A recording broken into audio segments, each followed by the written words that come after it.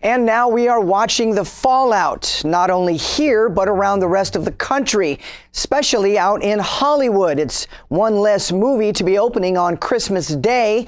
And while law enforcement agents feel relieved, screenplay writers, actors, and Hollywood executives are outraged. This has never happened before. It's a simple comedy that sparked anger from a country thousands of miles away. And now, after so many movie theaters said they would not show the interview, Sony just pulled the plug themselves. They canceled the opening, and famous screenplay writer Aaron Sorkin, he wrote The Social Network, The Newsroom, and A Few Good Men.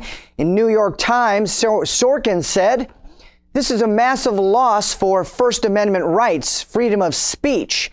Sorkin also slammed the 24-hour news media cycle for speaking out of both sides of their mouth. On one side, accusing the government of spying on its citizens, and on the other, of helping the Sony hackers by publishing all of the private messages and emails of Hollywood executives and actors. In the closing line of Sorkin's article, he dealt one solid written blow to the chin of the knee-jerk media outlets. As demented and criminal as it is, at least the hackers are doing it for a cause. The press is doing it for a nickel. In China, an 8-year-old boy is on the verge of being banished from his village. The young boy, known only as Kun Kun, was diagnosed as HIV positive. Reports say the boy contracted the disease at birth from his mother, who is also HIV positive. Now over 200 people have signed a petition in his village to have the boy quarantined. His own grandfather is even on the list. Even Kun Kun's school has taken drastic measures against the boy. He was expelled from school after fear he may infect other children. Kun Kun is often left alone wandering around the village since no school has offered to take him in. Local authorities say that the boy's rights should be respected and that they are launching a campaign to help cut down the negative stigma attached to HIV patients. Currently, over 780,000 people are living with HIV in China. A decision from the European Union's High Court is causing some worldwide interest. The EU court has recently ruled that obesity can be counted as a disability in certain cases. This comes after Karsten Katloff, a childcare worker from Denmark, was fired from his job. According to Katloff, he is obese, but can still function at his job. The case is still underway, but the EU did come up with a new ruling. If obesity causes the worker to lose full and effective participation on an equal basis with other workers, then that person can be considered disabled. Katloff is awaiting the court's assessment of his weight. A chairperson for the British Obesity Society says this new ruling is implying that people have no control over the condition, rather than something that can be greatly improved by changing behavior. In the UK, 1 in 4 people is considered obese.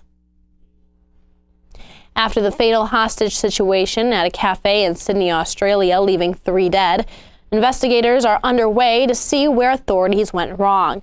Prime Minister Tony Abbott demanded answers regarding the firearm that the gunman Manharan Moni held. It was found that the weapon was obtained illegally. Now Abbott is taking on the bail system.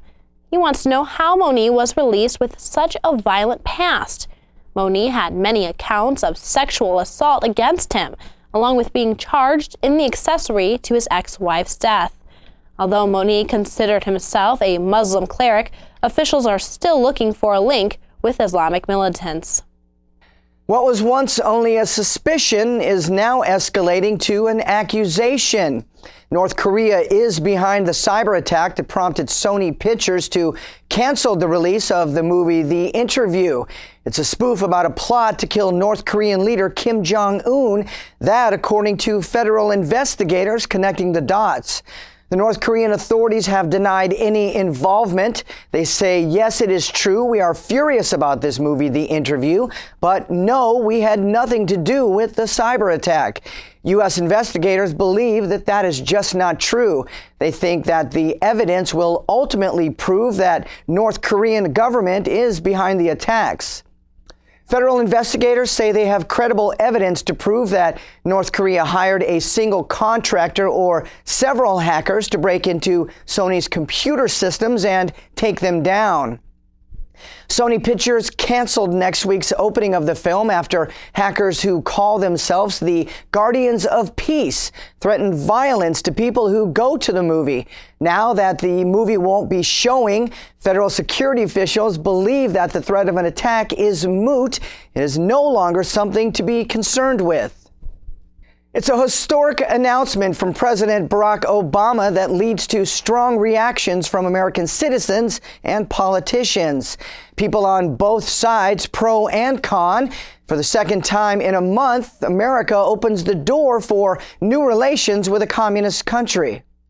The United States of America is changing its relationship with the people of Cuba.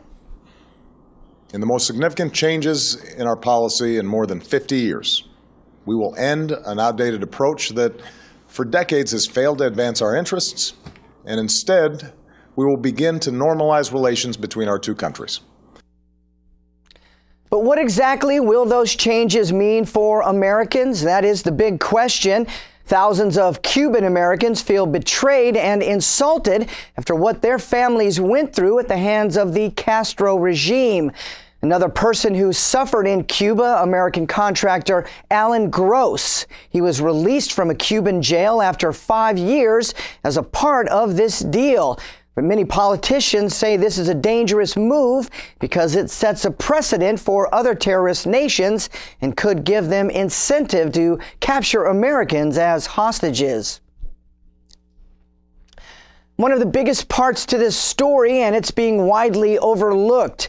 The National Director of the U.S. Agency for International Development is losing his job over this new announcement with Cuba.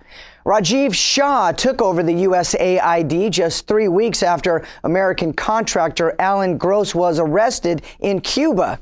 And on its website, the USAID says its goal is to fight poverty and promote democracy around the world. But not every country's government necessarily wants help in those areas. Gross was working with the USAID on an undercover mission to install internet in Cuba. And at the same time, the USAID was also running a separate mission to undermine the Cuban government through hip-hop artists.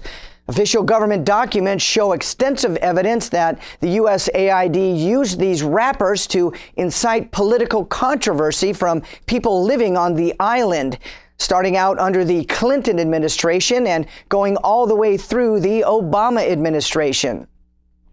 Hours before President Obama announced that Gross would be released from a Cuban prison, Shah told the press he is leaving office.